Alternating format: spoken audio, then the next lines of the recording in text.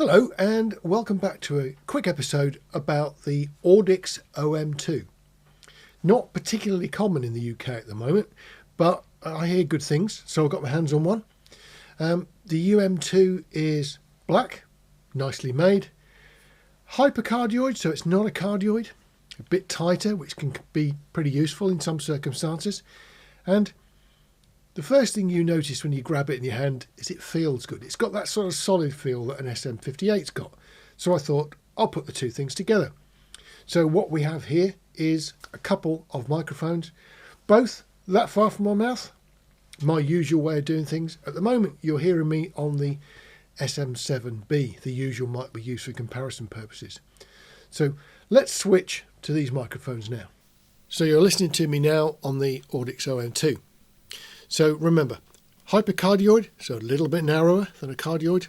That can be handy on stage, or if you're going to use it for picking out sort of certain instruments when there's perhaps two or three together, a little bit tighter field is handy.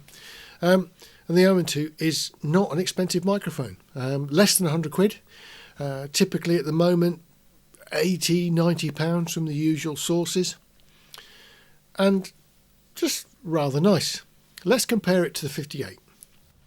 So we're now on the Shure SM58. It's a pretty standard mic, isn't it? Everybody's heard them, I guess, by now. You're about this far away from my mouth at the moment. So that's the sort of distance we're listening to now. And I think the best thing to do now is to bring them in close and use them where most people would use them, on stage. So here we go with the Audix and the SM58 close in. Let's go to the Audix first. This is the Audix. So the OM2 close in. I mean, my lips are not touching the basket, but they're pretty close. So this is probably the sort of distance that a lot of people would use them for, and I'm speaking in a fairly normal voice. So I think you can hear the breath sounds that the OM2 is picking up. We'll switch to the 58, and we're now on the 58, and we're doing exactly the same thing. Very close into the 58, and you can hear the P's and B's and the S's. So now we've got the OM2 handheld, and I can give you an opportunity to hear the sort of handling noise that it's got. So if I shut up for a moment, that's the kind of noises that my hand make when touching the actual body. Now the capsule inside is isolated, and they seem to have paid a bit of attention to this isolation as well. I'll take the top off and you can have a look.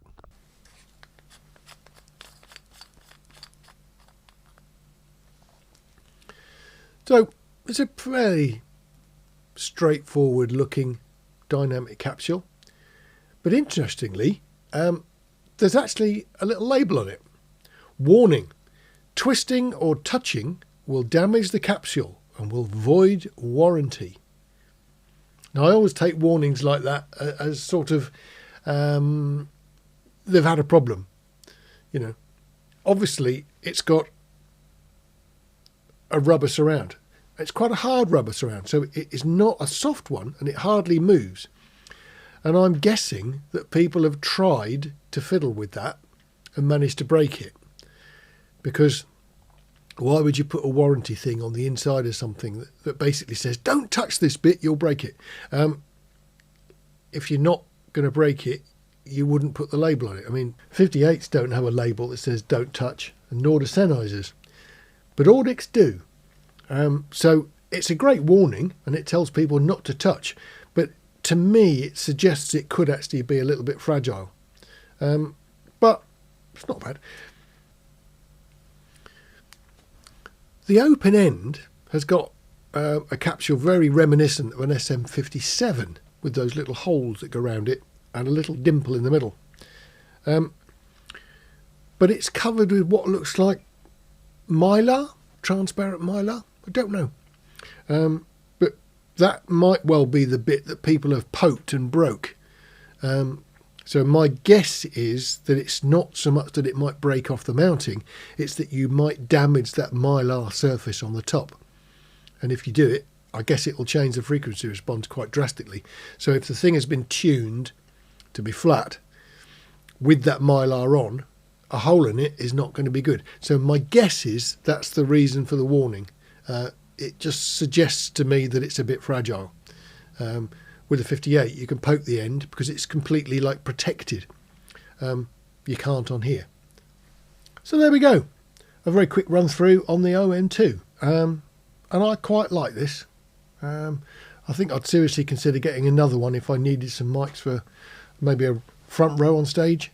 And I do quite like the all black appearance. It's quite a stylish looking mic too.